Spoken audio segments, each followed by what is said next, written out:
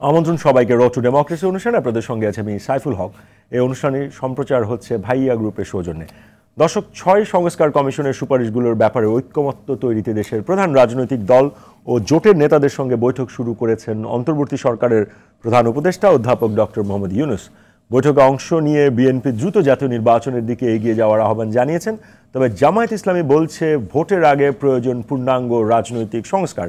এছাড়া জাতীয় নির্বাচনের আগে স্থানীয় পর্যায়ে ভোট হলে তা সংঘর্ষের নতুন ক্ষেত্র তৈরি করতে পারে এমন শঙ্কা জানিয়েছে বেশ কয়েকটি রাজনৈতিক দল। অন্যদিকে জাতীয় নির্বাচনের আগে স্থানীয় সরকার নির্বাচনের দাবি কতিপয় রাজনৈতিক দলের দুরভিসন্ধিমূলক আচরণ বলে মন্তব্য করেছেন বিএনপির সিনিয়র যুগ্ম মহাসচিব রুহুল কবির রিজভী। তবে জাতীয় নির্বাচন বা স্থানীয় সরকার নির্বাচন নয়, সবার আগে আওয়ামী লীগ নিষিদ্ধ এবং ফ্যাসিস্ট সরকারের বিচারের দাবি জানিয়েছে শিক্ষার্থী প্রতিনিধিরা। সংলাপের ক্ষেত্রে যত দ্রুত সম্ভব ঐকমত্যে পৌঁছাতে চান বলে জানিয়েছেন জাতীয় ঐকমত্য কমিশনের সহসভাপতি অধ্যাপক ডক্টর আলী রিয়াজ। দর্শক, এমন একটি বাস্তবতা আজ আমাদের আলোচনার বিষয়, ঐকমত্যের পক্ষ প্রতিপক্ষ।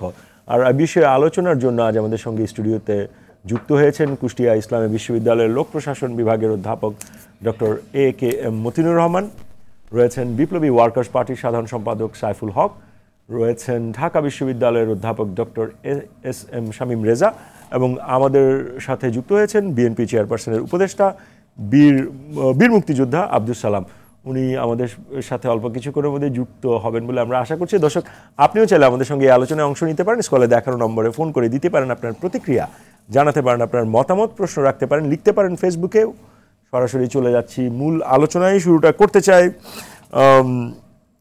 বিপ্লবী ওয়ার্কার্স পার্টির সাধারণ সম্পাদক সাইফুল হক আপনাকে দিয়ে। যেমনটা আমাদের আজকের অনুষ্ঠানের শিরোনাম, ঐকমত্যের পক্ষ প্রতিপক্ষ। আমরা দেখতে পাচ্ছি যে 6টি সংস্কার কমিশনের সুপারিশগুলো নিয়ে রাজনৈতিক দলগুলোর সাথে সরকার বৈঠক করেছে এবং বৈঠকে মোটামুটি 3টা আমরা গ্রুপ দেখছি।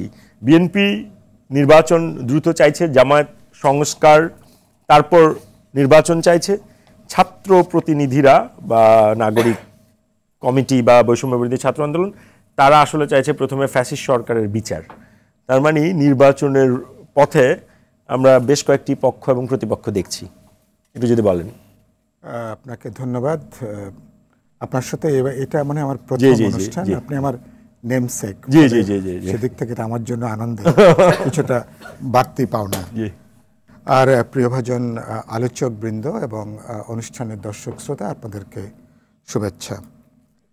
গতকাল আমি সেই জাতীয় ঐকমত্য কমিশনের বৈঠকে উপস্থিত ছিলাম। আমি মাঝখানে আমাদের পাবলিক মিটিং থাকাতে আমাকে উঠে যেতে হয়েছিল, পরবর্তীকালে বাকিটা জেনেছি। প্রথম প্রশ্ন যে আমি এটাকে খুব ইতিবাচকভাবে এটাকে দেখতে চাই, যেটা আমি গতকালও মন্তব্য করেছি। উদ্যোগটা শুরু হয়েছে জাতীয় ঐকমত্য কমিশন, তার মানে যে আমাদের অভ্যুত্থানের আমাদের যে গণ আকাঙ্ক্ষা, বিশাল যে প্রত্যাশা কেন কেউ পুরনো জমানায় কেউ আমরা ফিরতে চাই না। তাহলে আমরা এরকম একটা রাষ্ট্র, সরকার, প্রশাসন, সংবিধান আমরা ব্যবস্থা তৈরি করতে চাই, যে ব্যবস্থা একটা বহুত্ববাদী সমাজে সবাইকে অন্তর্ভুক্ত করবে।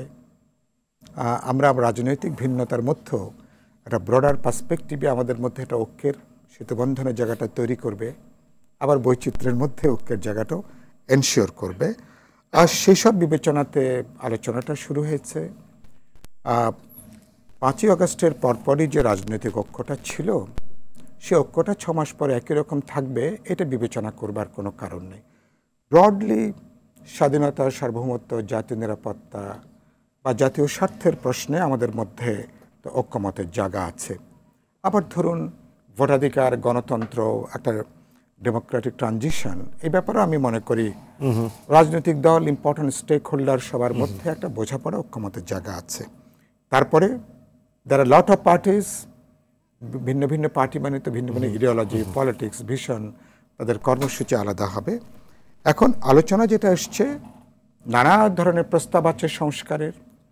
6টা সংস্কার কমিশন যৌথভাবে তাদের প্রস্তাবনা তারা দিয়েছেন, যেটা কালকে অন্তর্বর্তী সরকার প্রধান বা এই সংস্কার এই ঐকমত্য কমিশনের চেয়ারম্যান তিনি যেটা আমি মনে করি খুব ভালোই বলেছেন যে আমরা কোনো কিছু তিনি চাপিয়ে দেবেন না, তার অর্থটা কি? আলাপ আলোচনা করে বোঝাপড়া করে ন্যূনতম মতৈক্যের প্রশ্নগুলোতে আমরা একসাথে হব, সেটা নিয়ে একটা চার্টার হবে জুলাই চার্টার। এবং না জুলাই চার্টারটা একটু ভিন্ন বিষয়। জুলাই চার্টারটা হলো একটা জুলাই এক ধরনের মানে অভ্যুত্থানের এক ধরনের ঘোষণার মতন। এটা হচ্ছে সংস্কার সংক্রান্ত যে চার্টার, জি জি জি, যে কোন কোন রিফর্মগুলো ইমিডিয়েটলি আমরা করব আর কোনগুলো পরবর্তী ইলেক্টেড গভর্নমেন্ট বা পার্লামেন্ট পরবর্তীকালে সেগুলো হবে। তো ব্যাপারটা ডিফারেন্ট মোটামুটি। আপনি যেটা বললেন, হ্যাঁ, এখন গুরুত্বপূর্ণ হচ্ছে যে আমরা এখানে একটা খুব ভুল বোঝার যেটা আমি কালকে উত্থাপন করেছি, বিচার এবং সংস্কারটাকে নির্বাচনের বিরুদ্ধে দাঁড় করানো হচ্ছে, যেটা খুব ভুল উপস্থাপনা। কারণ প্রতিটা দল প্রত্যেকেই গণহত্যার বিচার চান। সুতরাং বিচার এবং যত আমরা একটা আইনি ব্যাপার রেখে যত বিচারটা করা যায়, এসব কী করতে পারে, বিচারের প্রক্রিয়া তারা শুরু করবেন, ভিত্তি তারা তৈরি করবেন। আর বাকি প্রশ্নগুলো সংস্কারও একই ব্যাপার, সরকার শুরু করবেন, আলাপ আলোচনা করবেন, পরবর্তী ইলেক্টেড গভর্নমেন্ট অনেকখানি বাস্তবায়ন অব্যাহত রাখবেন। এটা শুরু হয়েছে, আমি মনে করি ইতিবাচকভাবে দেখতে চান। বাকিটা নির্ভর করবে প্রজ্ঞা, দূরদর্শিতা, বোঝাপড়ার উপরে, কতখানি ভিন্ন মতগুলোকে আমরা কাছাকাছি নিয়ে আসতে পারি। ধন্যবাদ সাইফুল হক। আমি আবারও আপনার কাছে যেতে চাই বিএনপি চেয়ারপারসন উপদেষ্টা বীর মুক্তিযোদ্ধা আব্দুল সালাম। সালাম ভাই, আপনাকে স্টুডিওতে স্বাগত। যে প্রশ্নটি আমরা উনাকেও করেছি, কালকে একটা আলোচনা শুরু হয়েছে সমস্ত রাজনৈতিক দলগুলোর সাথে, যেটা সাইফুল ভাই বললেন যে নির্বাচন, বিচার আর আপনার সংস্কার, এই তিনটাকে কি আলাদাভাবে দেখার সুযোগ আছে কিনা, এবং যদি সুযোগ না থাকে তাহলে বিএনপির যে নির্বাচন যত দ্রুত সম্ভব দেওয়ার দাবিটা, সেটার সাথে নিশ্চয়ই বিচার এবং সংস্কারের প্রশ্নগুলো বিএনপি কিভাবে দেখছে? আপনাকে ধন্যবাদ এবং আমার সহ বিজ্ঞ আলোচক যারা আছেন ওনাদেরকে ধন্যবাদ জানাই। এটার মধ্যে মানে কোনো কন্ট্রাডিক্টরি কিছু নাই। তিনটা ব্যাপারেই সবাই একমত, আমরা সবাই চাই। কারণ বিষয়টা হলো, এখন যদি আমি বলি যে বিচারটা এখনো শুরুই হয়নি কেন, ডিলেটা কেন? আর আরেকটা হলো যে সংস্কার, বারবার যেটা সাইফুল ভাই বললেন যে সংস্কার বা বিচার, এটার প্রতিপক্ষ হিসাবে কাউকে দাঁড় করানো, এটা একটা কমপ্লিটলি একটা অনৈতিক ভুল। নিশ্চয়ই, কমপ্লিটলি এটা কোনো মানে হয় না। কারণ এখানে কেউ কিন্তু পক্ষ বিপক্ষ না। আমরা বারবার যেটা বলছি যে 5ই আগস্টের এই পরিবর্তন আমরা এনেছি, এবং সেটার সাথে রাজনৈতিক দল সহ, ছাত্র সহ যারা এটা ছিল সবাই। কাজে এখানে কিন্তু আমরা কোনো পার্থক্য করে দেখতে চাই না। এবং এটা আমরা তো দেখছি যে মুক্তিযোদ্ধাকে দলীয়করণ করতে যে দেশের কি পরিণতি হয়েছে এবং আওয়ামী লীগের কি পরিণতি হয়েছে। ঠিক আছে, এটা আমরা সবাই বলি ইতিহাস থেকে শিক্ষা নেওয়া, কিন্তু দুর্ভাগ্য এটা আমরা কেউ নেই না। এর জন্য আমরা যেটা বলতেছি, যেটা দেশ ও জাতির একটা চাওয়া ছিল, দীর্ঘদিন গণতন্ত্রবিহীন, মানে ভোটের অধিকারবিহীন এবং মানবাধিকারবিহীন একটা দেশ চলছিল, একটা স্বৈরাচার অর্থাৎ স্বেচ্ছাচারের হাতে। আজকে তার হাত থেকে দেশটা মুক্তি পাইছে, এবং এই মুক্তির মধ্য দিয়ে যে 15 বছর ভোটের জন্য মানুষ যে উদ্গ্রীব ছিল, আমরা তো ন্যাচারালি চাবো যে ভোটটা হোক। ভোটটা মানেটা কি? এটা তো জোর করে নেওয়ার কোনো সুযোগ নাই।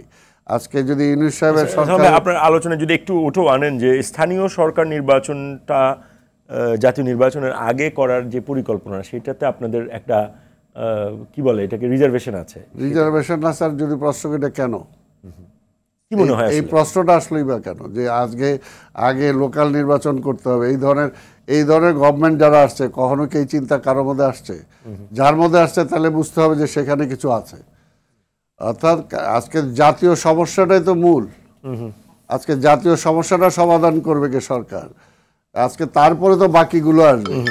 আর আরেকটা যেটা হলো যে এখানে বাস্তবতা যদি বলি, যে এখন পুলিশ বলেন, আদার্স বলেন, সব কিছু মেশিনারিজ মিলে যে অবস্থা, এই মুহূর্তে এই সরকারের পক্ষে কোনোভাবেই আজকের ওই লোকাল একটা নির্বাচন ম্যানেজ করাই সম্ভব হবে না। আজকে যেভাবে এখন পর্যন্ত অস্ত্র উদ্ধার করতে পারে নাই, এখন পর্যন্ত কালো টাকা যেগুলো আছে, এবং এখন পর্যন্ত যে ফ্যাসিবাদের দোসর যারা ছিল তারা ঘুরে বেড়াইতেছে, তাদেরকে এখন পর্যন্ত আইনের আওতা আনা যায়নি। এখন পর্যন্ত ফ্যাসিবাদকে একটা বিচারের কাঠগড়ায় পর্যন্ত আপনি দাঁড় করাতে পারেননি। কাজে এই পরিস্থিতিতে অবশ্যই আমরা যেটা মনে করি যে একটা জাতীয় নির্বাচনটা হলো মুখ্য। জাতীয় নির্বাচন হবে, জাতীয় মানে সরকার আসবে, তারপরে সেই সরকারের পক্ষে সেটা অনেকটা সহজ হবে। নিশ্চয়ই, আর একটা মোটিভ থাকে যখন এই ধরনের লোকাল নির্বাচনের প্রশ্ন আসে। এখন দেখেন গত ফ্যাসিবাদ কি করছে, লোকাল নির্বাচনকে দলীয়করণ করতে যে দলীয় প্রতীক নিয়ে আসছিল। এখন কি আমরা কি সেই প্রতীকে নির্বাচন করব নাকি আবার এটাকে চেঞ্জ করব? অনেক কিছু বিষয় আছে যদি কিন্তু কারণে আপনারা জটিলতার কারণে আছে। এবং আরেকটা হলো যেখানে যদি ইল মোটিভ থাকে, যে আজকে যেটা হয় যে আজকে এই লোকাল নির্বাচনের মধ্যে দিয়ে অন্য কোনো শক্তির একটা লিডারশিপ ইস্টাবলিশ করে তারপরে আমি নির্বাচনে যাব প্রতিপক্ষ হিসাবে যার রাজনৈতিক দলগুলোকে ব্যবহার, তাহলে তো সেটা হলো ধন্যবাদ। আমি আবারও আসবো, যেতে চাই ঢাকা বিশ্ববিদ্যালয়ের অধ্যাপক doctor S M Shamim Reza. Sir, আপনার কাছে আমার প্রশ্নটা অনেকটা এরকম যে 6 মাস তো পার করলো সরকার, এই সরকার আসলে কতখানি সরকার হয়ে উঠতে পারলো সরকারের যে ফাংশনালিটির জায়গা থেকে, এবং তার সাথে যেহেতু নির্বাচন এবং সংস্কারের প্রশ্নটা আছে, তো সরকার হিসেবে এসে আসলে কতখানি সরকার হয়ে উঠলো? এই আলোচনা তো আমরা গত 6 মাস ধরেই করছি, এবং সম্ভবত প্রতিটা আলোচনার মধ্যে একটা উপাদান থাকে যে সরকার কেমন পারফর্ম করছে। এবং একেবারে শুরু থেকেই আমার মনে হয় যে সাইফুল ভাইদের মতো যারা রাজনীতি করেন প্রত্যক্ষ, তাদের আগেই বরং এই প্রশ্ন আমরা তোলা শুরু করেছি। এই প্রশ্ন এখন রাজনীতি যারা সরাসরি করেন তাদের তোলা। সালাম ভাই বললেন কিছুটা যে আপনাকে তো যে কোনো মূল্যে আপনি সরকার, এবং সেই সরকারের যে ডেলিভারেবলসগুলো সেটা তো আপনাকে দিতে হবে, এবং আপনি ব্যর্থ হচ্ছেন এ কথা কিন্তু কেউ বলছে না, কিন্তু আপনি সাফল্যের মাত্রায় কোথায় পৌঁছাচ্ছেন সে প্রশ্ন তো করতেই হবে। খুব ছোট একটা বিষয় যে যারাই অভ্যুত্থান ঘটালেন এবং এই যে তরুণরা যে আহত বা মানে যে অবস্থার মধ্যে দিয়ে তারা যাচ্ছেন, তাদেরকে মাঠে নামতে হয়েছে তাদের চিকিৎসার জন্য। তাদের যা যা প্রতিশ্রুতি আমাদের ছিল সেই প্রতিশ্রুতিগুলো একটা ব্যবস্থাপনার মধ্যে আমরা আনতে পারছি না। এবং একজন প্রথম সারির সম্পাদকের সঙ্গে সাক্ষাৎকারে প্রধান উপদেষ্টা সেটা বলেছেন যে আমাদের প্রতিশ্রুতি আন্তরিকতার কোনো ঘাটতি নেই, কিন্তু আমরা পারছি না, কোনো একটা ফ্রেমওয়ার্ক কাজ করছে না। এটা খুব সাধারণ একটা বিষয় ছিল। আপনি 50 বছর আগের তালিকা তৈরি করছেন না যে অনেক পুরনো, আমি এটা খুঁজে পাচ্ছি না। আপনি একেবারে সমসাময়িক 3 মাস আগের একটা তালিকা, 3 মাস আগের একটা, সেটার চিকিৎসা নিয়ে কথা উঠছে, তাদের যে আর্থিক সহায়তা পাওয়ার কথা সেটা নিয়ে। এটা যদি একটা ছোট উদাহরণ দিই, অতএব স্বাভাবিকভাবেই আমি বলছি না যে একেবারে আমি সালাম ভাইয়ের সাথে একমত যে একদম নির্বাচন করতে পারবে না, কারণ নির্বাচন তো একটা কমিশন আছে, তার একটা ব্যবস্থাপনা রয়েছে, তার একটা আমলাতন্ত্র রয়েছে, তাদের একটা সক্ষমতা আছে। এখন অন্য সরকার তাদেরকে অপব্যবহার করেছে, কিন্তু তার সক্ষমতা তো আছে, এটা নির্বাচনের যে ব্যবস্থাপনা সেটা ধরুন একটা। আর আমার মনে উনি হয়তো এই অর্থ বলতে চেয়েছেন যে এই পরিস্থিতিতে যে ধরনের অবস্থা তৈরি করা সেটা সেটা সেটা কথা। কিন্তু দেখুন এর বাইরেও আমি যদি একটু বড় বিষয় টেনে আনি, 26-এ আপনার কিন্তু এলডিসি গ্রাজুয়েশন, এবং সেটা আপনি চান না চান আপনাকে করতেই হবে। এখন এটা কি খুব সহজ ব্যাপার বলে মনে হয়? আপনার যে একটা আপসেটিং কন্ডিশন এটা প্রাথমিকভাবে তৈরি করবে, অর্থনীতির কেউ হলে আরো ভালো বুঝিয়ে বলতে পারতেন। এই গ্রাজুয়েশনের ফলে আপনার যে ব্যাপক পরিবর্তনটা হবে বিভিন্ন ক্ষেত্রে, একদম কৃষি থেকে শুরু করে, যেটা নিয়ে বিপ্লবী বক্তব্য সাইফুল ভাইরা বহুদিন বলেছেন যে কৃষির হয়তো ভর্তুকি থাকবে না, শিক্ষা ক্ষেত্রে হয়তো আমরা এই ভর্তুকি দিতে পারবো না, অনেক ক্ষেত্রে আমরা পারবো না, কিন্তু আমাদেরকে উঠতে হবে, যেতে হবে এই পর্যায়ে। এই যে একটা বিরাট একটা অবস্থার পরিবর্তন হবে, একটা বিগ ডিসরাপশন হবে পরবর্তী ধাপে যাওয়ার জন্য, এবং যে ব্যাপক প্রস্তুতি, সেটা কি খুব সহজ কাজ যে আপনি যদি এখন থেকে সেটা প্রস্তুতি না নেন? আপনি বলেন তো 6 মাসে আপনি রোহিঙ্গা নিয়ে কতটা বড় আলোচনা শুনেছেন? আপনি জানেন যে মার্কিন যুক্তরাষ্ট্রের ইউএসএআইডির ক্ষেত্রে থেকে শুরু করে বৈদেশিক সাহায্য যেভাবে হোক সেটা আপাতত স্থগিত। অতি সম্প্রতি দেখেছেন যে গণতন্ত্র সংক্রান্ত যে এই বিভিন্ন আমরা ট্রেনিং প্রোগ্রাম, এটা সেটা নিয়ে আমাদের যে টাকাটা ছিল, এটা কিছুক্ষণ আগের সংবাদ, শুধু আমরা না আরো অনেক দেশের এই সাহায্যটা বাতিল করা হয়েছে, এটা স্থগিত করা হয়েছে। এই ধরনের আপনি যদি একটু সিকিউরিটির দিকে তাকান, আমাদের বর্ডার সংক্রান্ত, আমাদের রোহিঙ্গা সংক্রান্ত, আমাদের এলডিসি গ্র্যাজুয়েশন, আমি ওগুলো আছেন, ওগুলো প্রচুর আলোচনা হয় যে আমি লোকাল মার্কেট কি করতে পারছি, দ্রব্যমূল্য কতখানি, সিন্ডিকেট ভাঙতে পারছি কিনা, এই আলোচনা তো আমরা প্রতিদিনই করছি। এবং সালাম ভাইয়ের ওই কথাটা থেকে আমি যদি আসি যে হঠাৎ করে আমরা কিন্তু একটা নিরাপত্তা ঝুঁকির মধ্যে আছি, সেটা আমরা সবাই লুকাচ্ছি কিনা, এবং অনেকগুলো কারণে। কেউ হয়তো আমরা খুব প্রীতবোধ করছি না টকশোতে এগুলো বলার জন্য। এই গণমাধ্যম যারা পরিচালনা করেন তারা ভালো বলতে পারবেন যে তারা কি বলতে পারছেন না, না তারা বলতে চাইছেন না, নাকি সরকার অখুশি হবে বা মন খারাপ করবে এই জন্য আমরা বলছি না। আমরা কি একটা সিকিউরিটি কন্ডিশনের মধ্যে পড়ছি না? ধরুন যে পরিস্থিতির মুখোমুখি আমরা কিছুদিন আগে হলাম, কি কোথায় আঘাতপ্রাপ্ত হয়েছে সেটা মুখ্য কথা না, এই যে প্রক্রিয়াটা, এই যে কাজ কারা করলো সেটা এখনো পর্যন্ত আমরা চিহ্নিত করেছি কিনা, যারা করেছে তাদের আসলে উদ্দেশ্যটা কি ছিল, এটা তো কেউ না কেউ বেনিফিট পায়, সেই বেনিফিশিয়ারি কারা, কারা এটা সুবিধা পাচ্ছে। এরকম যদি বিভিন্ন প্রশ্ন তুলতে পারে, ল অ্যান্ড অর্ডার উনি যোগ করেছেন যে আমরা স্মল আর্মসগুলো উদ্ধার করতে পারছি না, অন্যান্য ক্ষেত্রে আমাদের বহু ধরনের প্রশ্ন রয়েছে, আমরা ম্যাজিস্ট্রেসি পাওয়ার দিয়েও যেখানে বাহিনী রেখেছে তারপরে আমরা সেটা সমাধান করতে পারছি না প্রতিদিনকার স্বাভাবিক জীবনযাপনে। কোনোভাবেই সরকারকে কিন্তু এটা বলা হচ্ছে না যে আপনি খারাপ করছেন, তার যদি ভালো তালিকা দিই তাদের দীর্ঘ তালিকা লাগবে তার ভালো, কিন্তু মনে রাখতে হবে যে রাষ্ট্র নিরাপত্তার সাথে সাথে একটা মৌলিক দর্শনের পরিবর্তনের দিকে চলে যাচ্ছে কিনা সেই কথা বলবার তো রাজনৈতিক দলের যেমন অধিকার এবং প্রয়োজন আছে, আপনারও আমারও অধিকার এবং প্রয়োজন আছে। রাষ্ট্রের তো একটা মৌলিক ধারা আছে, আপনি যে দলই করেন, যাই করেন না কেন, যে ভিত্তিক দলই করেন না কেন, 50-53 বছরে এই রাষ্ট্রের একটা মনস্তত্ত্ব আছে, এবং রাষ্ট্র কোন ধরনের, মানে সে কি একটা লিবারেল ডেমোক্রেসির, ওবামার সময় একটা কথা উঠেছিল লিবারেল কি আমি ঠিক পুরো সময়টা মানে মধ্যম ধরনের মুসলিম গণতান্ত্রিক, আমরা কিন্তু আপত্তি জানিয়েছি ভাই গণতান্ত্রিক মডারেট মুসলিম, আরে ভাই সংখ্যালঘু মুসলিম, কিন্তু আমি তো একটা democracy, Bangladesh is a democracy. আবার এই ধরনের কি ধরনের শব্দ, বাংলাদেশ কি একটা সোশ্যাল ডেমোক্রেসির দিকে যেতে চাচ্ছে নাকি সে একটা থিওক্রেসির দিকে যেতে চাচ্ছে, একটা থিওক্রেটিক স্টেটের রূপ নিতে চাচ্ছে? এই আলোচনা কি খুব সহজ এবং সাম্প্রতিক? সেই আলোচনায় রাজনৈতিক দলগুলো অত্যন্ত গুরুত্বপূর্ণ, এবং প্রধান যে রাজনৈতিক দলগুলো আছে তাদের ভূমিকা অত্যন্ত গুরুত্বপূর্ণ এই মুহূর্তে। আপনি তো বলতে পারবেন যে এর সাথে সরকারের কিছু না, কিন্তু অনেক ক্ষেত্রে সরকার যখন পারফর্ম করছেন কিনা ওই জায়গাতে, যে জায়গার কারণে নিরাপত্তা নতুন প্রশ্নের মুখে আসছে, বোথ আমার ট্র্যাডিশনাল নন ট্র্যাডিশনাল সিকিউরিটি দুটোই আমার ঝুঁকির মধ্যে পড়ছে, এবং যেটার কারণে রাষ্ট্রের একটা মৌলিক ধারা পরিবর্তনের সম্ভাবনা বা ঝুঁকি আমরা আজ করছি, সেটা আমার মনে হয় যে খুব গুরুত্বপূর্ণ। ধন্যবাদ অধ্যাপক doctor S M Shamim Reza. যেতে চাই অধ্যাপক doctor A K M Matinur Rahman আপনার কাছে। সরকারের পারফর্ম করার সাথে নির্বাচনের টাইমলাইনের কানেকশন আছে কিনা, যদি থাকে সেটা আসলে এই মুহূর্তে সেই কোরিলেশনটা কিরকম? ধন্যবাদ সাইফুল আপনাকে, এবং আমার সাথে সম্মানিত বিজ্ঞ আলোচক যারা আছেন তাদেরকে ধন্যবাদ জানাচ্ছি। সম্মানিত দর্শক শ্রোতাকে শুভেচ্ছা জানিয়ে আমি আপনার প্রশ্নের উত্তরে যাই। এখানে দেখুন, এই যে আলোচনাটা আমরা আজকে করছি, এই অন্তর্বর্তীকালীন সরকার, এই সরকারের তো একটা নেচার আছে, যে একটু হচ্ছে নির্বাচিত সরকার আর একটু জনসমর্থন পুষ্ট সরকার, অর্থাৎ অন্তর্বর্তীকালীন সরকার। এর নেচারটা হচ্ছে এটা তো আনলিমিটেড টাইম না, একটা নির্দিষ্ট সময়ের জন্য। সরকারও তো নিশ্চয়ই বলেন না, আমি আসছি এই জায়গাতে। সে কারণে আপনি দেখবেন যে কথাটা এস এম শামীম রেজা বলার চেষ্টা করলেন, সরকার ব্যর্থ না সফল, ওই আলোচনা আমরা যাচ্ছি না। কি কারণে? আমরা দীর্ঘ 17 বছর অ্যাকচুয়ালি এই ফ্যাসিস্ট সরকারের বিরুদ্ধে আন্দোলন করতে গিয়ে এখন যদি নতুন আরেকটি সরকারের ব্যাপারে অসন্তোষ প্রকাশ করি, তাহলে আমরা নিজেরাই ক্লান্ত হয়ে যাই। আমরা এটাকে সফল হিসেবে দেখতে চাই, আমরা চাই যে সফলতার এই টেনিউরটা তারা সম্পূর্ণ করুক। এখন আপনি আলোচনার মধ্য দিয়ে একটা টপিক নিয়ে আসছেন, ঐক্যমতের পক্ষ প্রতিপক্ষ। আমি ব্যক্তিগতভাবে মনে করি যে গতকালকে যে আলোচনাটা হয়েছে, সম্ভবত যদি আমার ভুল না হয়ে থাকে 26টি রাজনৈতিক দল সেখানে অংশগ্রহণ করেছে, এবং তার ভিতরে 17টি রাজনৈতিক দল একটা বিষয়ে ঐক্যমত পোষণ করেছেন, আর কিছু হয়তো তাদের মতামত দিয়েছেন। আমি এটাকে পক্ষ এবং প্রতিপক্ষ না বলে এক একটি রাজনৈতিক দল এক এক ধরনের ডিমান্ড করবেন, এটা স্বাভাবিক, এটাকে আমি পজিটিভলি নেই। অ্যান্ড গভর্নমেন্ট অর্থাৎ অন্তর্বর্তীকালীন সরকার প্রায়োরিটি হিসেবে কোনটাকে দেবেন সেটি হচ্ছে মূল কথা। এখন দেখুন, এখানে যে জিনিসগুলো আসছে সেটি হচ্ছে নির্বাচন, বিচার, সংস্কার। আমি যদি নির্বাচনের প্রসঙ্গ আসি, নির্বাচন ডেফিনেটলি বর্তমান যে ধারায় অন্তর্বর্তীকালীন সরকার রাষ্ট্র পরিচালনা করছে তাদের তো আসলে ওইভাবে প্রচুর হ্যান্ডস নাই। আমি খুব সোজা সাপটায় যদি বলি, একটা রাজনৈতিক দলের যখন রাষ্ট্র ক্ষমতায় যায় তার কিন্তু তৃণমূল পর্যায়ে বিভিন্ন ধরনের সমর্থক, নেতা, কর্মী থাকে, যে কোনো ক্রাইসিস ম্যানেজমেন্টগুলোকে ওভারকাম করার জন্য তাদের ক্যাপাসিটি থাকে।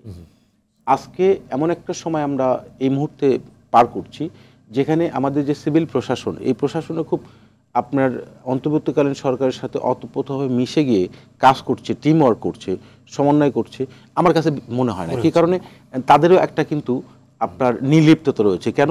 কারণ ব্যাকআপ যেটা, এই যেটিকে আমি বলতে চাই এভাবে, যে সাপোর্ট, সেই সাপোর্টটা কিন্তু ওইভাবে কিন্তু সরকারের কাছ থেকে তারা আমার মনে হয় পাচ্ছে না পাওয়ার কারণে তারা মনে করছে নেক্সট গভর্নমেন্ট যেটা পলিটিক্যাল আসবে তাদের এই কার্যক্রমের জন্য যদি পরবর্তীতে জবাবদিহি করতে হয়, এটা তাদের ভিতরে একটা শঙ্কা আছে। তাহলে তো একটা প্রশ্ন এটাও থাকে যে এই মাঠ প্রশাসনের লোকজন বা এই আমলারাই তো নির্বাচনের একটা বড় অংশ, তো তারা যদি ওই রকম একটা চিন্তার ভেতর থাকে তাহলে আবার আজকে নির্বাচন কমিশনার বলছেন আমরা একটা ইতিহাসের উত্তম নির্বাচন করতে চাই, তো এই জিনিসগুলো আসলে ঠিক একই সুতোয় গাঁথবে কি করে? আচ্ছা, এখানে যে জিনিসটি সেটা হচ্ছে দেখুন, আপনার যখন আপনি পরিবেশ পরিস্থিতি একটা সেন্ট্রাল পর্যায়ে থেকে ডিসিশন হয়ে যাবে, তখন অটোমেটিক্যালি এনভায়রনমেন্টটা কিন্তু একদম তৃণমূল পর্যায়ে পৌঁছে যাবে, মেসেজটা চলে যাবে। এখানে আরেকটা জিনিস, যেমন রাজনৈতিক দলগুলো যেটা চাচ্ছেন, এটা রাজনৈতিক দলগুলো চাবেন, এটি স্বাভাবিক, এটা তো তাদেরই চাওয়া। যেমন ধরেন একটা কথা এখানে আসছে আলোচনায় যে নির্বাচন সংস্কার করে তারপরে নির্বাচন, অথবা স্থানীয় সরকার নির্বাচন, আবার আগে বিচার করে তারপর নির্বাচন। এখানে যে জিনিসটা আমি বলতে চাই সেটি হচ্ছে যে অনেক রাজনৈতিক দল চাচ্ছেন নির্বাচন খুব দ্রুত, বিশেষ করে বড় রাজনৈতিক দল হিসেবে বিএনপি চাচ্ছেন বা অন্যান্য দল চাচ্ছেন না। আমি আপনাকে একটা সোজা কথা বলি, পরীক্ষার প্রস্তুতি যদি আমার ভালো থাকে তাহলে পরীক্ষা পিছনের কথা বলবো না। ছাত্র হিসেবে আমরা সবসময় দেখেছি, আমি চাইবো যে আমার প্রস্তুতি ভালো, আমি পরীক্ষা চাই। আর যদি পরীক্ষার প্রিপারেশন আমার ভালো না থাকে, আমি পরীক্ষা পিছনের জন্য আন্দোলন করব অথবা আমি ডিমান্ড করব। এরকম একটা জিনিস আপনি এইভাবে ব্যাখ্যা করাটা আমি একটু জেনারেলাইজ হলো না, একটু ডিটেইলসে যাচ্ছি। দেখুন, স্থানীয় সরকার নির্বাচন নিয়ে একটা ডিবেট হয়েছে। স্থানীয় সরকার নির্বাচনটা আমি তিনটে কারণে মনে করি যে এটি জাতীয় নির্বাচনের আগে হওয়া উচিত নয়। তিনটে কারণ। নাম্বার 1 হচ্ছে যে স্থানীয় সরকার নির্বাচন করতে গেলে একটা লম্বা সময় কিন্তু আপনাকে দিতে হবে, নাম্বার 1। নাম্বার 2 হচ্ছে এখনো পর্যন্ত এই যে ফ্যাসিস্ট সরকারের যারা সমর্থক নেতা, এরা পুরো দেশ থেকে পালিয়েছে তা কিন্তু না, কিছু অংশ হয়তো দেশ থেকে পালিয়েছে, বাট এখনো পর্যন্ত গ্রাম অঞ্চলে তৃণমূল যে তাদের অবস্থান রয়েছে, এবং তাদের দ্বারা কিন্তু এক ধরনের আনবিকামিং সিচুয়েশন তৈরি হওয়ার সম্ভাবনা থাকে। তার মানে ল অ্যান্ড অর্ডার সিচুয়েশন বিনষ্ট হতে পারে, যেটি জাতীয় নির্বাচনে একটা প্রভাব পড়তে পারে। 3 নম্বর যে পয়েন্টটি, আপনি অন্তর্বর্তীকালীন সরকার, আপনি জাতীয় নির্বাচন বাদ দিয়ে যখনই স্থানীয় সরকার নির্বাচনের দিকে ধাবিত হবেন, এটি যদি কেউ ডিমান্ড করে থাকে বা কারো কথায়, বা সেটি আপনার রাজনৈতিক দল হোক অথবা অপরাপর রাজনৈতিক দল হোক অথবা সমন্বয়কারী হোক, যেটাই হোক না কেন, আমরা একজন নাগরিক হিসেবে মনে করি যে এটা খুব শুভবুদ্ধির কোনো চিন্তার প্রকাশ নয়। আচ্ছা, এটা শেষ করতে বলতে স্যার আমি এখানে একটু যাই। আপনি দেখেন, এখানে সাইফুল ভাই বলেছেন যে সরকারকে রাজনৈতিক দলগুলো কিন্তু সমর্থন করছেন, কিন্তু আমার কাছে মনে হচ্ছে যে সরকারের সাথে রাজনৈতিক দলের একটা গ্যাপ রয়েছে, সমন্বয়ের অভাব রয়েছে। কারণ রাজনৈতিক দলগুলো সরকারকে ওন করছে, কিন্তু অন্তর্বর্তীকালীন সরকার রাজনৈতিক দলগুলোকে ওন করছে কিনা এটা নিয়ে আমার ব্যক্তিগত ডাউট আছে এখানে। আমি সেই ডাউটটা নিয়ে যদি একটু, আমি এই ডাউট থাকার পরেও যে রাজনৈতিক দলগুলো সমর্থন দিয়ে যাচ্ছে, এটা কিন্তু আমি মনে করি এক পজিটিভ সাইন। কারণ তারা ধারণা করছে যে যদি নির্বাচনটা হয়, নির্বাচনের মধ্য দিয়ে, এটি তো সত্য যে নির্বাচন জনগণের ভোটে নির্বাচিত সরকার নয় এটা, কিন্তু জনগণের সমর্থন 5 তারিখে যে অগাস্টে যে বিপ্লব, সেটি সমর্থন আছে। বাট আলটিমেটলি তাদেরকে যেটা বলছেন যে বিচার সংস্কার, বিচারের ব্যাপারটা আমি একটু শেষ আমি বিচারের প্রসঙ্গ যদি আপনি নিয়ে আসেন, তাহলে আমি বলবো যে বিচার করার আগে যাদের বিচার আপনি করবেন তারা তো দেশ থেকে আগে পালিয়েছে। এই যে পালালো, আপনি একটা রিপোর্ট দেখেছেন জাতীয় সংঘের, এবং সেখানে কিন্তু মানবাধিকার লঙ্ঘন হয়েছে 1400 জনের রিপোর্ট দিয়েছে তারা, এবং সেখানে কিন্তু এই সরকার 6 মাসের দায়িত্ব নেওয়ার পর সেখানেও মানবাধিকার লঙ্ঘন হয়েছে, সেই রিপোর্টটা কিন্তু জাতিসংঘ দিয়েছে। তো সুতরাং সেই দায়টা আপনি কার উপর দিবেন? এই দায়টা কিন্তু অটোমেটিক্যালি এই সরকারের উপর চলে আসে। আমি মনে করি যে সেটি মেজর দায় আমি দিতে চাই না, কিন্তু তারপরও ঘটনাটা ঘটেছে, এটা কিন্তু একটা কোশ্চিন চলে আসছে। সেই ক্ষেত্রে বিচার করার আগে লোক পালিয়ে গেল, আর সংস্কারটা আপনি যখন করতে যাবেন, সংস্কার কিন্তু একটা চলমান প্রক্রিয়া। আপনি এই মুহূর্তে সংস্কার সম্পূর্ণ নির্বাচনে যাবেন, বিষয়টা এরকম নয়। আমি আবারও আসবো, কারণ আমরা এই আলোচনাগুলো বারবার আলোচনায় আনছি। আপনার আশঙ্কা থেকে আমি এখানে দুজন রাজনীতিবিদ আছেন, দুটো দলের তারা প্রতিনিধিত্ব করছেন। সরকার রাজনৈতিক দলগুলোকে সেইভাবে ওন করছে না বলে প্রফেসর এ কে মতিনুর রহমান মনে করছেন। আপনার কাছে কি সেরকম মনে হচ্ছে কিনা? যদি এটা ওনার পারসেপশন, কিন্তু না ঠিক আছে। আমি এটা নিয়ে তোমাদের গত 6 মাসে অসংখ্য বক্তৃতা করেছি এটা নিয়ে। এটা তো আমাদের সমর্থিত সরকার। যদি প্রফেসর ইউনূস তিনি ছাত্রদের দ্বারা নিযুক্ত কথাটা আমাদেরকে আহত করেছে মনে করিয়ে দিলেও, কিন্তু আমরা যারা 16 বছর এবং 36 দিনের লড়াইয়ে জানবাজি করে রাজপথে ছিলাম, আমরা তো যেহেতু এই অভ্যুত্থানের রাজনৈতিক দলগুলো খুব গুরুত্বপূর্ণ, তারা স্টেক হোল্ডার, আমরা তো সরকারকে আমরা বলতে পারেন এক কাট্টা সমর্থন জুগিয়ে আসছে। স্টেট একটা পলিটিক্যাল অ্যাপারেটাস, এক। সেকেন্ড হলো এটার মূল স্টেক হোল্ডার কারা? It is the political parties, political leaders, অথবা রাজনৈতিক যে প্রতিষ্ঠানগুলো যেখানে যদি আরও যদি আমি ব্রডার পার্সপেক্টিভ যদি বলি তাহলে তারা তো তাদের সাথে সরকারের যে অর্গ্যানিক এনগেজমেন্ট দরকার নানা প্রশ্নে 3-4টা বিষয় সরকার তার প্রয়োজনে আমাদের সঙ্গে কথা বলেছেন 10 মিনিট 15 মিনিট আধা ঘন্টা 1 ঘন্টা কিন্তু সিরিয়াস এনগেজমেন্ট যেটা তাদের সঙ্গে আপনি কথা বলবেন আলোচনা করবেন তাদের সঙ্গে লম্বা ডিসকাশন হবে বোঝাপড়া তৈরি করবেন এবং একটা জীবন্ত একটা সম্পর্ক আপনি তৈরি করবেন সেই ক্ষেত্রে কিন্তু বেশ বড় ধরনের ব্যত্যয় আছে সেটা বিভিন্ন সময় বলবার চেষ্টা করেছি এবং কিছুটা ধরেন এমন একটা ধারণাও তৈরি হয়েছে রাজনৈতিক দলগুলোকে কিছুটা এড়িয়ে চলার একটা মানসিকতা কারণটা কি মনে হয়েছে যে তারা প্রথম তাদের অভিজ্ঞতা তাদের আন্তরিকতা নিয়ে আমার বড় কোনো প্রশ্ন নেই সদিচ্ছা নিয়ে বড় প্রশ্ন নেই কিন্তু অভিজ্ঞতা প্রজ্ঞা অথবা দূরদর্শিতা নিয়ে তো নিশ্চয়ই সেক্ষেত্রে শঙ্কা আছে নানা প্রশ্ন দেখা দিয়েছে আর একটা হলো তারা চরিত্রের দিক থেকে তারা একটা অদলীয় তারা একটা দল নিরপেক্ষ তারা একটা সরকার কিন্তু এমন একটা মনস্তাত্ত্বিক জায়গা তৈরি হয়েছে নানা কারণের জন্য সরকার বিশেষ দল বিশেষ ইডিওলজি বিশেষ পক্ষে তারা হেলে পড়ছেন কিনা তারা ঝুঁকে পড়ছেন কিনা যে কারণের জন্য পলিটিক্যাল পার্টিগুলোর সাথে পলিটিক্যাল পার্টি সবাই বলবো না একটা বড় অংশের সাথে তাদের এক ধরনের একটা অ্যালিনেশনের জায়গাটা তৈরি হয়েছে এই কারণের জন্য সরকার উদ্দেশ্য নিয়ে কারো কারো প্রশ্ন তৈরি হয়েছে সরকারের মানে ওপেন এজেন্ডার বাইরে হিডেন কোনো এজেন্ডা আছে কিনা এই প্রশ্নগুলো নাগরিক সমাজ রাজনৈতিক সমাজের মধ্যে কথাটা এসছে সরকারের এখন কাজ হবে তাদের কোনো হিডেন এজেন্ডা নাই সেটাকে প্রমাণ করা কারণ এই সরকার তাদের অন্তর্বর্তী নিরপেক্ষ চরিত্র যদি প্রশ্নবিদ্ধ হয় নির্বাচন বলেন সংস্কার বলেন সবই প্রশ্নবিদ্ধ তাহলে তাদের অধীনে আগামী নির্বাচন প্রশ্নবিদ্ধ হবে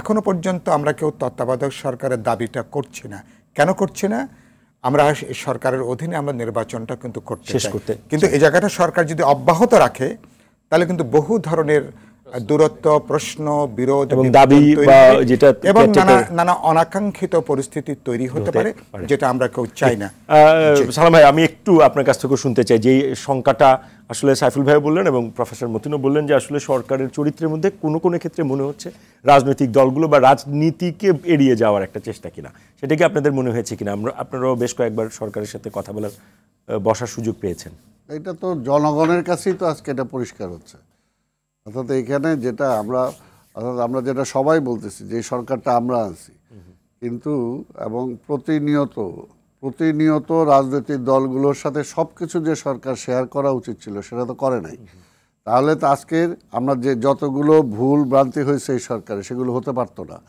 এবং এই 6 মাসে তারা আরও অনেক সফলতার মুখ দেখতো এটা অবশ্যই আমরা মনে করি কিন্তু তারা যেহেতু এটাকে এড়ায় চলছে সেই কারণে আজকে আমরা কি বলতে বাধ্য হচ্ছি যে আপনি আর সময় ক্ষেপণ না করে নির্বাচনের দিকে যান কারণ যেহেতু আমরা দেখতে পাচ্ছি যে এই পর্যন্ত 6 মাসে তারা কিছু করতে পারে নাই যেটা প্রফেসর সাহেবও যেটা বললেন যে আজকে মনে করেন যে জনমানুষের যে সমস্ত দাবি দেওয়া নিত্য প্রয়োজনীয় দ্রব্যের দাম কমাতে পারে নাই সিন্ডিকেট ভাঙতে পারে নাই ব্যাংক লুট করে নিয়ে গেল তাদেরকে সুব্যবস্থা ইভেন এটা তো খুবই মর্মান্তিক যে আজকে যারা আজকের এই অভ্যুত্থানের মধ্যে দিয়ে যারা রক্ত দিল আজকে সেই শহীদদেরকে এখন পর্যন্ত তার পরিবারকে আমরা দিতে পারছি না সবচেয়ে আরও মর্মাহত যে আজকে যারা আহত হয়ে পঙ্গু হয়ে পড়ে আছে তারা রাস্তায় এসে এমনকি প্রধান মানে ইসের কাছে বাড়ির সামনে যা ধর্ণা দিতে হচ্ছে সেই এটা কোনোভাবেই কাম্য না এটা কারণ আমরা তো দেখছি কারণ এটা তখন তো মনে পড়ে যায় যে আওয়ামী লীগ মুক্তিযোদ্ধাকে দলীয়করণ করেছে ব্যবসার জন্য কিন্তু প্রকৃত অর্থে মুক্তিযোদ্ধা বা তাদের জন্য কিছু করে নাই আজকে তো মানুষের মধ্যে এই চিন্তাগুলো সেই সংখ্যাগুলো ক্রমশ আসে কারণ একটা জিনিস দেখেন যেটা আমরা প্রথম থেকেই তো সময় দেওয়ার জন্য কারো কোনো কার্পণ্য ছিল না মানে তারপর সংস্কারের ব্যাপারেও কারো কোনো কার্পণ্য নাই কিন্তু একটা জিনিস আমরা এখন পর্যন্ত সরকার জবাব দিল না যে আমরা একটা রোড ম্যাপ চাইলাম তারা কেন দিল না অর্থাৎ আপনার ওই যে প্রফেসর সাহেব আছে উনি ক্লাস করেন উনি একটা রুটিন দেন না বা আপনারা তো রুটিন দেন ক্লাসে যে এই সপ্তাহেই হবে এই সপ্তাহেই হবে এই মাসে এই ছুটি আছে এই সরকার কি করবে সেটাই তো এখন পর্যন্ত বললো না এই যে সময় ক্ষেপণ হচ্ছে না সংস্কার করবে বিচার করবে 6টা কমিশন হয়েছে কিছুই তো হয় নাই আপনাদের সাথে মিটিং করবে 6 মাস তো একটা বিচারের জন্য এনাফ টাইম ছিল এখন পর্যন্ত একটা বিচারই শুরু হয় নাই। সংস্কার করবেন করবেন করবেন, এখনও তো করেন নাই। তো এইটা সময় ক্ষেপণ করতেছেন, মাঝখান দিয়ে সমস্যা তো বাড়তেছে।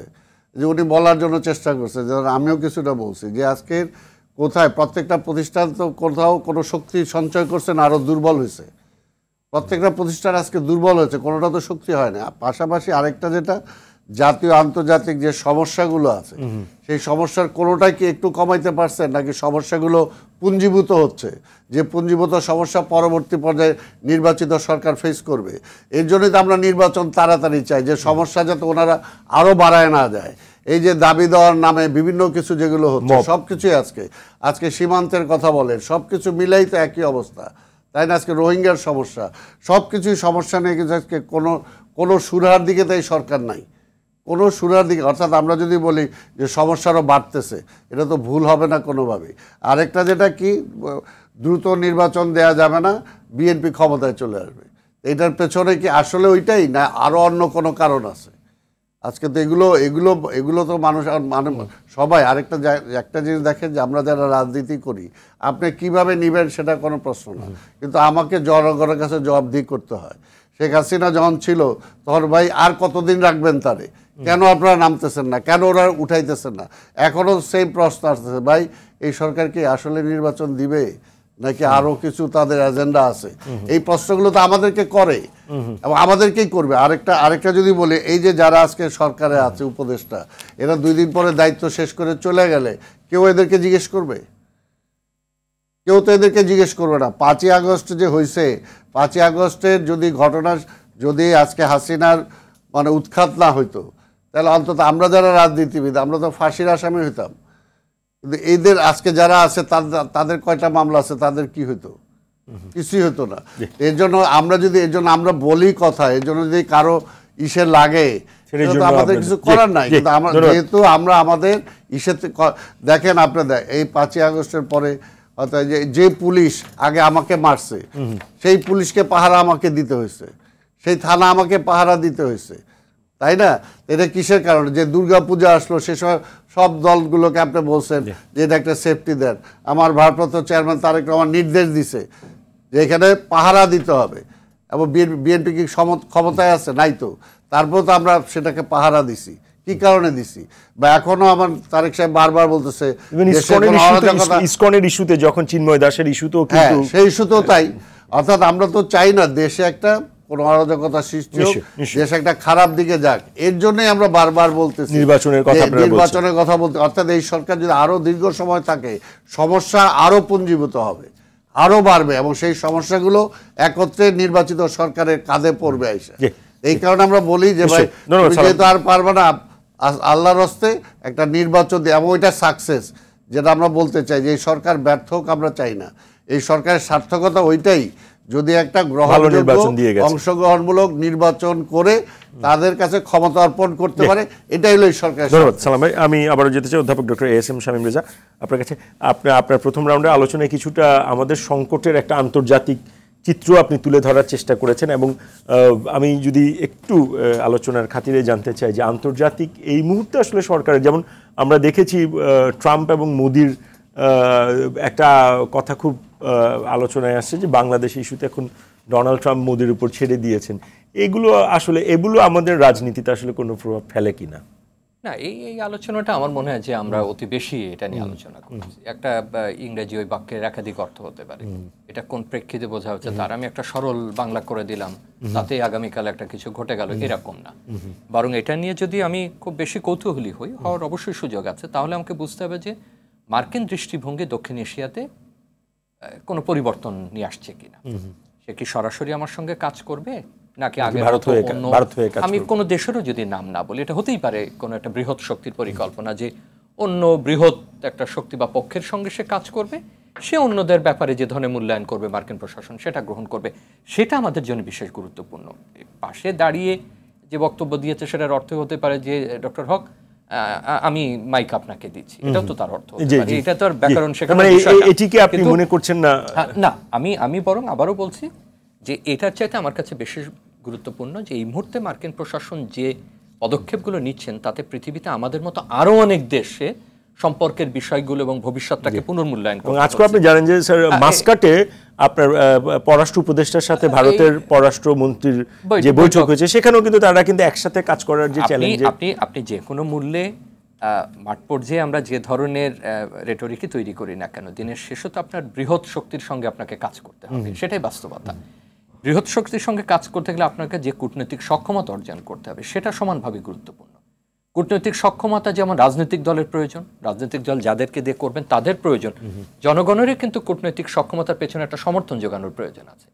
জনগণ প্রতিদিন যদি খুব সাধারণ বিষয়গুলো যেটা জনপ্রিয় করে তোলা যায়, এমন বিষয়গুলোকে যদি অধিক জনপ্রিয় করতে করতে একসময় এজেন্ডায় রূপান্তরিত করেন, তাহলে তো রাজনৈতিক দলগুলো এই সম্পর্কের ক্ষেত্রে বৃহৎ শক্তির সঙ্গে কিভাবে তারা দেওয়া নেওয়া করবেন সেটা তাদের জন্য কঠিন হয়ে পড়বে।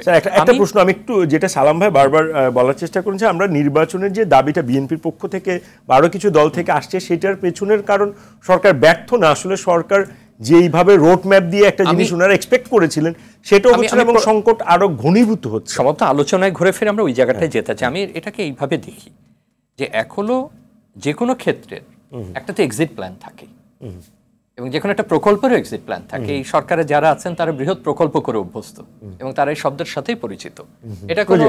এটা কোনো ঋণাত্মক শব্দ না। আমি একটা কাজ শুরু করেছি, আমাকে কোনো একটা জায়গায় এটা শেষ করতে হবে, তারপরে এটা মূল্যায়ন করতে হবে। আমাদের চাইতে অনেক ভালো তারা বোঝেন এটা। আমি একই সঙ্গে এই পাদটিকাও দেব যে এখন যারা সরকারে আছেন তারা আমাদের সবচেয়ে ভালো অ্যাক্টিভিস্ট। এখন যারা কমিশনে আছেন তারা এতদিন আমাদের সবচেয়ে ভালো অ্যাক্টিভিস্ট হিসাবে কাজ করেছেন, সুশাসনের জন্য, গণতন্ত্রের জন্য, দুর্নীতির বিরুদ্ধে যারা সরকার আছেন পরিবেশ নিয়ে কাজ করেছেন, অধিকার নিয়ে কাজ করে। এখন কিন্তু তারা সরকারের অংশ বা কমিশনের অংশ, তারা মাঠে নামতে পারেন না সবসময়। কিন্তু আপনি কি ওই প্রচারণা কি যথেষ্ট পরিমাণে মাঠে দেখছেন? আপনি কিন্তু ততটা দেখছেন না মাঠে। তার মানে কি আমরা একটা সেট যখন আর একটা কাজে ব্যস্ত হয়ে যায় তখন আর আমরা কি বাকি কাজগুলো অগুরুত্বপূর্ণ হয়ে যায়? আপনাকে মনে রাখতে হবে বারবার বিভিন্ন ক্ষেত্রে আমাদের শূন্যতা তৈরি হয়, এবার শূন্যতা তৈরি হওয়াটা কিন্তু ভালো না। এবং পরবর্তী প্রসঙ্গে আসেন, এই মুখোমুখি অবস্থান কেন যে সংস্কার না নির্বাচন, এই অবস্থা তো আমরা তৈরি করিনি। এ বক্তব্য আসলো কিভাবে? সেই সাংঘর্ষিক অবস্থা কেন তৈরি হলো? আপনার তো যে কোনো মূল্যে আপনাকে তো নির্বাচন করে গণতান্ত্রিক প্রক্রিয়ায় তো একটা স্থানান্তর বা একটা হস্তান্তরে আপনাকে তো যেতেই হবে। তাহলে এই যে দীর্ঘদিন মানুষের যে প্রত্যাশা নির্বাচনের জন্য, আপনি যখন নির্বাচন বলেন সেটাকে একটা দিনের ভোটদানকে বোঝায় শুধুমাত্র? এটা একটা বৃহৎ প্রক্রিয়ার অংশ। আপনার অধিকার একজন প্রার্থী বাছাই করা, আপনি কি প্রক্রিয়ায় বাছাই করছেন, আপনার অধিকার সেখানে ভোটদানে অংশগ্রহণ করা, তার ম্যানিফেস্টো দেখা, তাকে বাধ্য করা যে আপনি এই কাজটা করবেন কি করবেন না, তার সাথে জনগণের এনগেজমেন্ট। এটাকে একদিনের জন্য বলছি, সেটা একাধিকবার বিঘ্নিত হয়েছে এখানে। এবং সেটা আমাদের জাতীয় জীবনে শুধুমাত্র ভোট দিতে পারেনি সেই সংকট তৈরি করেনি, আমাদের মধ্যে বিভাজন তৈরি করেছে, রাজনৈতিক অনৈক্য তৈরি করেছে, আমাদের মধ্যে একটা তোষামোদের সংস্কৃতি তৈরি করেছে এবং গণতান্ত্রিক প্রতিষ্ঠানগুলোকে আমরা ধ্বংস করেছি। অতএব যদি আমি বিএনপির কথা বলে বলছি না বা অন্যদের কথা বলে বলছি না, যদি নির্বাচনের প্রসঙ্গে কেউ একটু স্পষ্ট বার্তা চায়, সেটা কেন সংস্কার বিমুখ হবে বা সংস্কারের বিরুদ্ধে দাঁড়াবে? সেটা তো চাইতেই পারে। ধরুন এই বক্তব্য হয়তো সালাম ভাই দিলে যত জোরালো হবে, সাইফুল ভাই দিলে আমি দিলে জোরালো হবে না, কারণ আমি রাজনৈতিক কোনো পক্ষ না। কিন্তু এই দাবিও তো আমাদের রয়েছে, এই দাবি তো সবসময়ের জন্য অত্যন্ত গুরুত্বপূর্ণ। তাহলে ডেমোক্রেসির অন্যতম ইনস্টিটিউশনটা কোথায়, প্র্যাকটিসটা কোথায় গিয়ে দাঁড়াবে? কিন্তু এই সরকারের কাছে আমাদের যে বিশেষ আগ্রহের জায়গা ছিল, বিশেষ প্রত্যাশার যে জায়গাটা ছিল, সেটা আমরা কিন্তু বরাবরই বলেছি রাজনৈতিক সরকারের অনেক সীমাবদ্ধতা থাকে, সে অনেক কিছু পারে না, অজনপ্রিয় কাজ করতে পারে না, সেই কাজগুলো সে করে যাক, সেটাই বারবার বলছি। কিন্তু একই সঙ্গে সার্ভিস ডেলিভারির একটা চ্যালেঞ্জও তার তৈরি হচ্ছে। আমি খুব সংক্ষেপে বলি যে আমার কাছে মনে হচ্ছে সাইফুল ভাই যখন বক্তব্য দিচ্ছেন তখন স্পষ্ট যে আমরা কমিশন রিপোর্টগুলো পেয়েছি, তারা হয়তো হার্ড কপি চেয়েছেন বা যেভাবে দেখতে স্বাচ্ছন্দ্য বোধ করেন, একটা সময় তাদের দিতে হবে, তারা দলে আলাপ আলোচনা করবেন, করে সরকারের কাছে দেবেন। তারপরে যেটা দাঁড়াবে, আমি যদি ঐক্যমত্য শব্দটা নাও বলি, আমরা হয়তো 8টা বা 10টা বিষয় একমত হব, এই তো সাইফুল ভাই, সেই একমত যেটা ডুয়েবল, একটা ডুয়েবল। এবং আপনি এইবার আসেন শব্দগুলো, আপনি বারবার মনে হচ্ছে যে এই পর্যন্ত ঠিক থাকে, তারপরে যে বিভিন্ন পক্ষ বিবৃতি দেয় সরকারের দিক থেকে, ইনক্লুডিং সরকারের দিক থেকে, সেইগুলোকে আপনি কোডিং করে দেখেছেন কি দাঁড়ায়? একজন বলছেন গুরুত্বপূর্ণ ব্যক্তি দ্রুত ঐক্যমত্যে পৌঁছাতে হবে, কেন আমাকে দ্রুত তাগাদা দিচ্ছেন কেন? আমাদের ন্যূনতম সময় দিতে হবে, সে সময় তো তারাই দিচ্ছেন। আমি নেব, পড়বো, আলোচনা করব, আমি কি আগামীকালে দ্রুত দেবো? তাহলে দ্রুতই যদি বলেন, তার মানে কি আপনি নির্বাচন দিতে চাচ্ছেন দ্রুত, যেটা শেষ হয়ে গেলে? একটা বড় পক্ষ বলছে সর্বাত্মক সংস্কার। সর্বাত্মক সংস্কারের অর্থ কি? সর্বাত্মক সংস্কারের অর্থ কি আপনি বলেন? একটা সর্বাত্মক সংস্কার যেসব রাষ্ট্রের সংস্কার এনেছে একাধিক দশক লেগেছে, একটা পর্যায়ে থেকে আরেকটা পর্যায়ে যেতে। ইউরোপিয়ান শুধু ব্রেক্সিট ঘটেছে ব্রিটেনের, তার মতো একটা ম্যাচিউরড 1000 ইয়ার্স এর একটা দেশ, ওই ব্রেক্সিট থেকে তার পুনর্সংস্কারের প্রক্রিয়ায় যেতে লাগবে 2 দশক, গাজা পুনর্গঠনে লাগবে 3 দশক। যদি এরকম আমরা এখন থেকে সর্বাত্মকের অর্থটা কি? এটা একটা চলমান প্রক্রিয়া, এর সাথে দ্রুত, সর্বাত্মক ইত্যাদি, মানে এর সঙ্গে একটা সবশেষে যোগ করে ইতিহাসের সর্বশ্রেষ্ঠ নির্বাচন। এই কথা কেন বলতে হচ্ছে? আমি একটা নির্বাচন চাই, যেভাবে একটা গণতান্ত্রিক দেশের স্বাভাবিক প্রক্রিয়া। এর আগের শব্দগুলো বলি, অ্যাসিড টেস্ট, লিটমাস টেস্ট। এই আজকে রাতে এটা অ্যাসিড টেস্ট হবে সরকারের, এই উপনির্বাচন হচ্ছে কালকে লিটমাস টেস্ট। যেন আমি বিজ্ঞান বিষয়ে নিয়েছি, মাধ্যমিক উচ্চ মাধ্যমিক পর্যায়ে পড়ি, আমি ল্যাবরেটরিতে গেলে আমাকে অ্যাসিড টেস্ট করতে হবে। জিনিসটা এরকম না। এই সমস্ত বিচিত্র শব্দ বন্ধ করতে হবে। নির্বাচন যে প্রক্রিয়া নির্বাচন হয় সেই প্রক্রিয়া নির্বাচন হচ্ছে। এ তো 90-এর পরেও তো এখানে মতিনুর ভাই আছে, সবাই আছে। আমরা বলেছিলাম ভাই এটাই সম্ভবত আমাদের দেখে একেবারে অন্যতম শ্রেষ্ঠ নির্বাচন। যারা হেরে গেছে দেখেন, আমি শেষ লাইনটা বলি, আমাদের প্রত্যাশা, অনুমিতি এবং বাস্তবতা, এই তিনটা আমরা একটা কেমন জানি ব্যক্তির মধ্যে দ্বন্দ্বে পড়ছি এবং সমষ্টির সাথে ব্যক্তি একটা দ্বন্দ্ব তৈরি করছে। বিবৃতি কমাতে হবে। প্রফেসর ডক্টর এ কে মতিনুর রহমান, এই যে এই প্রতিপক্ষ রাজনীতি, বিশেষ করে বিএনপিকে এই সংস্কারের বিপরীতে দাঁড়ানো হচ্ছে, এইটা কি কতখানি আপনার কাছে, এইটা কি ঠিক আছে কিনা এই মানে বিষয়টা, মানে আদৌ কি এরকম বাস্তবতার মধ্যে দিয়ে বিএনপি যাচ্ছে কিনা? যদিও আমি বিএনপির কাছ থেকে শুনবো। ধন্যবাদ আপনাকে সাইফুল্লাহ আবারও আমাকে সুযোগ দেওয়ার জন্য। দেখুন, আসলে অনেক কথাই হয়তো আপনার মিডিয়াতে বলতে পারেন, বা বুঝতে পারি আমরা কিছু জিনিস বুঝতে না, এখন তো নতুন বাংলাদেশ বলতে পারেন না, সব কথা মিডিয়াতে ইন পাবলিক হয়তো বলাও যাবে না, বাট বোঝা যায়, আন্ডারস্ট্যান্ড করা যায়। সেটা হচ্ছে এরকম যে আমার কাছে যেটা মনে হয়েছে সেটা হচ্ছে যে অন্তর্বর্তীকালীন সরকার যেটি গঠন হয়েছে, এমনও কথা আমরা মিডিয়াতে শুনেছি যে শেখ হাসিনা যদি 5 বছর থাকতো, তাহলে তো যদি থাকতো আন্দোলন না হতো, তাহলে এরা 5 বছর থাকলে সমস্যা কোথায়, এই কথাও আসছে না, রাইট? তার মানে আপনি শেখ হাসিনার সাথে আপনার পার্থক্য তো আপনি নিজেই, তাই না? একটা ফ্যালাসি তৈরি হলো। দেখুন, এখানে বিএনপি নির্বাচন চাচ্ছে, রাজনৈতিক দল হিসেবে বিএনপি অপরাপর অন্যান্য রাজনৈতিক দল নির্বাচন চাবে, এটা খুব স্বাভাবিক দাবি। এখন ধর অনেক রাজনৈতিক দল তারা আবার চাচ্ছে যে টোটাল সংস্কার কমপ্লিট করার পরে নির্বাচন। তা আপনি সেটাকে বলছেন পক্ষ এবং প্রতিপক্ষ। আবার সমন্বয়কারী যারা, আপনি যদি ওই আলোচনাটা একটু আনেন, যে ছাত্রদের পক্ষ থেকে বারবার যেটা বলা হয় যে যেন তেন করে একটা নির্বাচন দেওয়ার জন্য কি 2000 মানুষ আসলে প্রাণ দিল কিনা। আচ্ছা, সেই কারণে তো বারবার সংস্কার শব্দটা বাংলাদেশে গত 6 মাস ধরে আলোচনা। ঠিক আছে, তাহলে আমাকে একটু বলতে দেন, এই যে নির্বাচন দিতে হবে, নির্বাচনের জন্য রাজনৈতিক দলগুলো যে ডিমান্ড করছে অন্তর্বর্তীকালীন সরকারের কাছে, আমার কাছে এটি তো অস্বাভাবিক মনে হচ্ছে। কেন? কারণ ডিমান্ড করতে হবে কেন? ডিমান্ডটা করতে হবে কেন? এটা অন্তর্বর্তীকালীন সরকার, তারা 6 মাস হয়ে গেছে, এই 6 মাসের ভিতরে তারা দৃশ্যমান কিছু জিনিস দেখাবেন, যে এটা বিচার, তাদেরকে গ্রেপ্তার করা হয়েছে, আইনি প্রক্রিয়ায় তাদের বিচার হবে, আর একটা সংস্কার, এই মৌলিক জায়গাগুলোতে সংস্কার, ওকে, সেটি হয়তো যেমন গতকাল মিটিং হচ্ছে, আমি এটাকে পজিটিভলি দেখি। আর একটা হচ্ছে নির্বাচনের রোড ম্যাপ, এটা তো তারা নিজে থেকে দিবেন, তাহলে তো চাওয়ার কিছু নেই, চাওয়ার তো দরকার। এই যে চাওয়ার ব্যাপারটাই তো এক ধরনের শঙ্কা তৈরি করছে রাজনৈতিক দলের সাথে অন্তর্বর্তীকালীন সরকারের। কেমন দেখেন যে সেখানে সমন্বয়কারীরা বলছে যে টোটাল সংস্কার হলে তারপরে নির্বাচনের দিকে ধাবিত হওয়া। এটা তো আমার কাছে মনে হয় যে একটা, আমার কাছে মনে হয় যদি টোটাল সংস্কার করে আপনি নির্বাচনে ধাবিত হন, তাহলে 5 বছরও সেটা করা সম্ভব না। এই 6 মাসে সেটা ইন্ডিকেশন দিয়েছে। এটা কিন্তু আপনি মানে দৃশ্যপটে আপনি বুঝতে পারছেন যে 6 মাসের দৃশ্যমান কোনো সংস্কারের জায়গায় যায়নি। তাহলে আরো 6 মাস ধরেন, আরো 1 বছর ডিসেম্বর। এখন পাশাপাশি নির্বাচনের ডেট নিয়ে কিন্তু আপনি প্রধান উপদেষ্টা এবং তার প্রেস সেক্রেটারি এবং অন্যান্য উপদেষ্টা, ডিসেম্বর, মার্চ, জুন এরকমই ডেডলাইন না, অন্যান্য উপদেষ্টার যে মন্তব্য, এটা কিন্তু একই রকম নয়, একদম সংক্ষেপে। আমি সংক্ষেপে বলছি, যখনই আপনার এই ধরনের ভেরিয়েশন চলে আসছে, তখন রাজনৈতিক দল হিসেবে আমার মধ্যে একটা সংখ্যা থাকতে পারে না, তৈরি হওয়া স্বাভাবিক। তাহলে এখানে যে জিনিসটা আমি মনে করি, আমি পজিটিভলি বলতে চাচ্ছি, দেখুন 5 তারিখে যে ঘটনা ঘটেছে, এটি এককভাবে যদি কেউ মনে করেন যে এটা কৃতিত্বের দায়, এটা সম্পূর্ণ না, এটি সম্পূর্ণ প্রতিপক্ষ তৈরি হবে না। আমি একজন শিক্ষক হিসেবে একজন নাগরিক হিসেবে এই দায়টি এককভাবে কাউকে দিতে নিশ্চয়ই। রাজি নয় না। একদম। আমাকে শেষ করতে দেন প্লিজ। জি। কেন রাজি নই সেটাও বলি। আমরা ডে 1 থেকে শিক্ষার্থীদের সাথে আন্দোলনে জড়িত ছিলাম, আমরা না ছিলাম, এবং মজার ব্যাপার আপনাকে বলি, আমি যে বিশ্ববিদ্যালয়ে কর্মরত সেই বিশ্ববিদ্যালয়ে যখন আমরা শিক্ষার্থীদের সাথে সমন্বয়কারীদের সাথে একসাথে রাস্তায় নেমেছি, 4 তারিখে আমাদের বিরুদ্ধে রাষ্ট্রদ্রোহী মামলা রুজু করার পরিকল্পনা হয়েছে। তার মানে শেখ হাসিনা না চলে গেলে আমরাও চরম একটা খারাপ, তাহলে এর স্টেক হোল্ডার আমি না? নিশ্চয়ই আমিও তো সবাই, আমি কিন্তু এটা চাচ্ছি না। তাহলে এখন আপনি এখানে কিন্তু পোলারাইজেশনটা এভাবে হয়েছে যে একটা গ্রুপ চাচ্ছেন, বা টোটাল স্টুডেন্ট যারা আন্দোলনে ঝাঁপিয়েছেন তাদেরকে আপনি রিপ্রেজেন্টেশনটা টোটাল নিয়েছেন, এখন না আপনি নিয়েছেন যে আমি নির্বাচনের সকল সংস্কার চেয়ে তারপর নির্বাচন চাই, এটা তো আপনি নেন নাই। এই জিনিসটা ফার্স্ট আপনাকে নিশ্চিত করতে হবে যে 5 তারিখে আন্দোলনের সময় যারা রাজপথে নেমেছে তারা এখন চাচ্ছেন টোটাল সংস্কার হওয়ার পরে তারপর নির্বাচন হবে। এইটা কিন্তু তাদেরকে আগে প্রথমে ক্লিয়ার করতে হবে। ধন্যবাদ। আমরা একদম শেষ মিনিটে শুনবো সাইফুল ভাই 1 মিনিট এবং সালাম ভাইয়ের কাছে 1 মিনিট। সাইফুল ভাই আসলে শেষ কথা। না, আমি প্রথম হচ্ছে যে সংস্কার সম্পন্ন করাটা প্রথমত এটা সরকারের ম্যান্ডেট নয়, এটা তাদের দায়িত্ব নয়, তাদের ম্যান্ডেট নয়।